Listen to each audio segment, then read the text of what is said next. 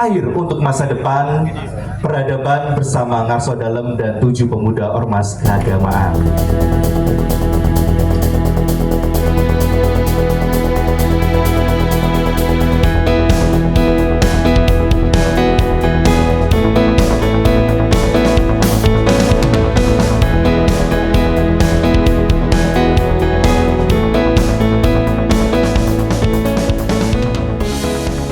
Pada hari Senin tanggal 20 Januari 2025, Badan Pangerso Loko, sebuah badan dari Keraton Ngayogyakarta Hadiningrat di bawah naungan Gusti Kanjeng Ratu Mangkubumi yang spesialis membidangi tentang lingkungan, ini mengadakan kegiatan secara simbolis penanaman pohon yang ditanami pohon-pohon langka di Nawang Jagat Kaliurang. Nah, acara ini sebagai bentuk kepedulian lingkungan dengan tema air untuk masa depan peradaban. Nah, acara ini juga dihadiri oleh Sri Sultan Hamengkubuwono ke-10 dan juga para pemuda atau tokoh-tokoh pemuda, ketua-ketua pemuda lintas agama di Daerah Istimewa Yogyakarta. Nah, yang hadir di acara ini adalah Sri Sultan Hamengkubuwono ke-10, kemudian Gusti Kanjeng Ratu Mangkubumi, kemudian Raden Mas Gusti Lantika Marel Suryakusumo, Raden Mas Drastya Wironegoro, kemudian Ketua Umum GP Ansor, Ketua Umum Pemuda Muhammadiyah, Ketua Umum Pemuda Katolik, Ketua Umum Pemuda Kristen, Ketua Umum Pemuda Buddha Gema Budi, dan Ketua Umum Pemuda Hindu Teparada, dan Ketua Pemuda Konghucu Gemaku, serta ada AM Putut Bramantoro sebagai Taprof Lemhanas Republik Indonesia.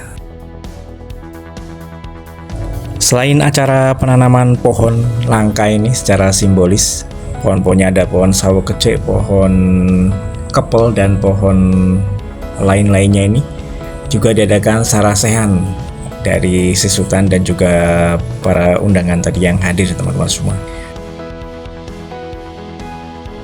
Ada juga hal yang menarik di acara ini karena acara ini dilakukan tidak seperti biasanya dengan acara-acara yang sudah berbiasa dilakukan di setiap kegiatan di instansi kenegaraan.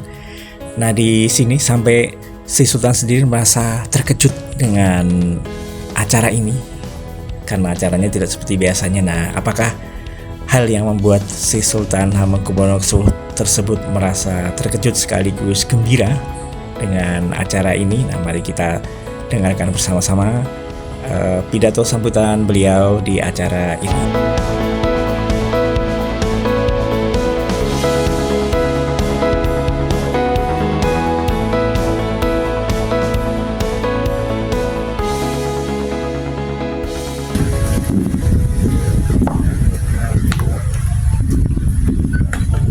Assalamualaikum warahmatullahi wabarakatuh. Salam sejahtera untuk kita semuanya. Yang saya hormati Pengageng KHP Datu Dono Suyoso,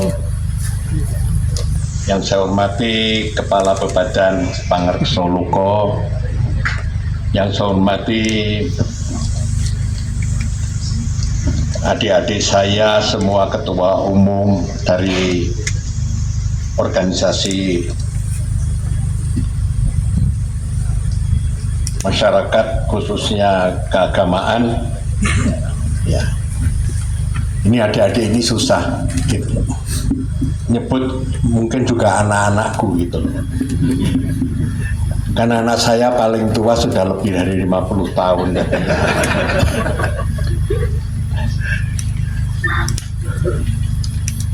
Yang saya hormati Staf Bidang Ideologi Lemhanas, ini teman saya lama ini, ketemu lagi.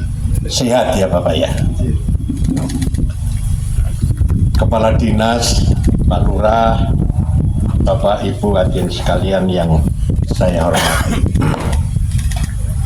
Sebelum saya menyampaikan sambutan saya, baru sekali ini saya terkejut, bukan berarti saya tidak senang, saya malah bangga gitu. Ternyata tadi yang menyampaikan ucapan pertama kali dari generasi muda Buddhis gitu, bukan yang mayoritas gitu, tapi minoritas. Bagi saya luar biasa.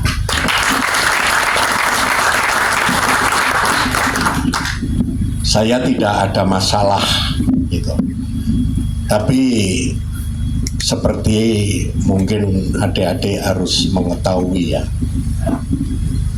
saya selalu punya pendapat ya.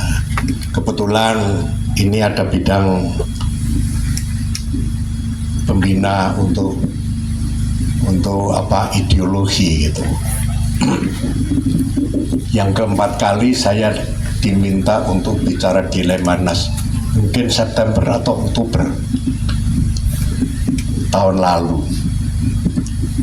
Saya mengatakan, kenapa kita hanya selalu bicara bahwa yang berbeda-beda itu menjadi satu? Itu aja. Kenapa pemimpin republik itu tidak pernah membicarakan bahwa yang satu pun harus mengakui kebinekaan atau yang berbeda-beda itu? Kenapa hanya separuh yang berbeda-beda itu menjadi satu? Itu jelas Bhinneka Tunggal Ika, tapi harusnya juga genapnya itu yang satu pun mengakui yang berbeda-beda. Sehingga di republik ini sesuai dengan konstitusi tidak ada mayoritas dan minoritas. Semua sekecil apapun itu dihargai dan dilindungi oleh konstitusi. Ya, jadi tidak ada dominasi. Ya, kalau dominasi, ya apa-apa nanti hanya Islam sama orang Jawa.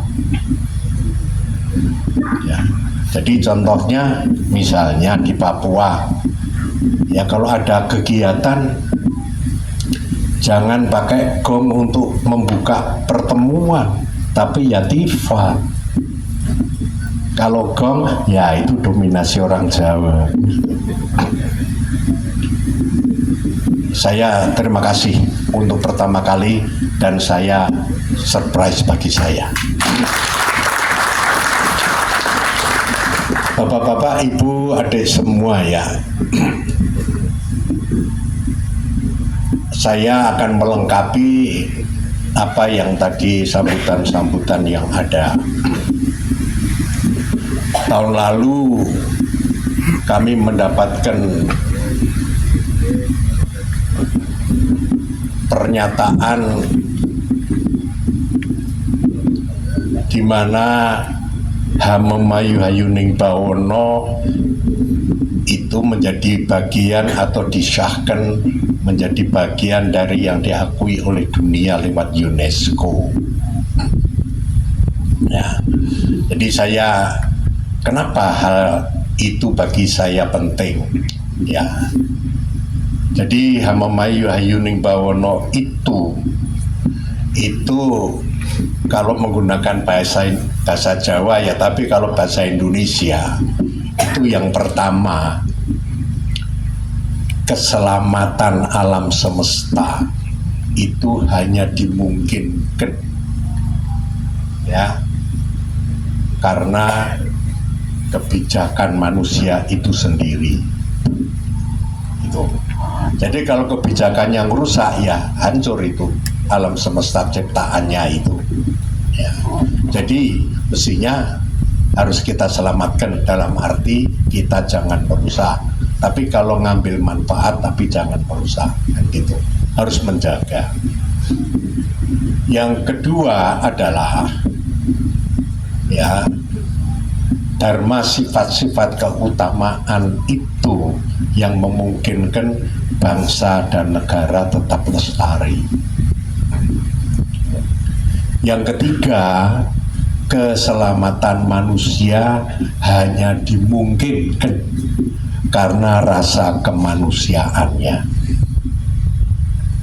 Kami pada waktu mendaftarkan ke UNESCO, ya, bahasa Hamemayu Hayung Bawono itu kita kurung, ya, untuk merasa indah, baik, dan sebagainya gitu. Kami nggak berani merumuskan sesuatu yang sangat prinsip, takut karo keliru. Tapi dalam keputusan UNESCO, ya, yang dimaksud Hamemayu Hayuning Bawono itu kurungnya bahasa Inggrisnya itu Sustainable Development, gitu. Berarti Sustainable Development itu di Jogja sudah diciptakan tahun 1755. Tidak hanya Sustainable Development itu dilahirkan tahun 90-an. Gitu. Berarti kita sudah jauh dari itu.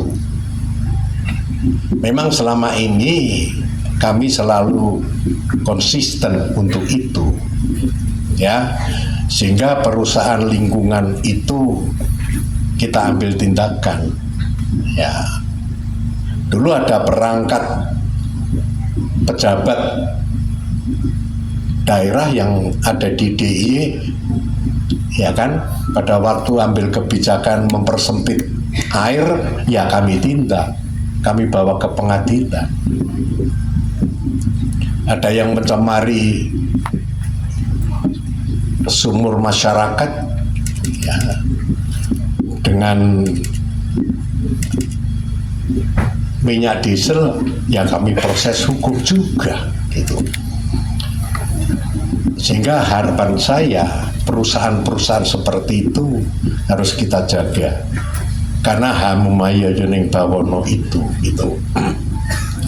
Sehingga kami pun ingin gunung, ya, menjadi gunung kembali, gitu.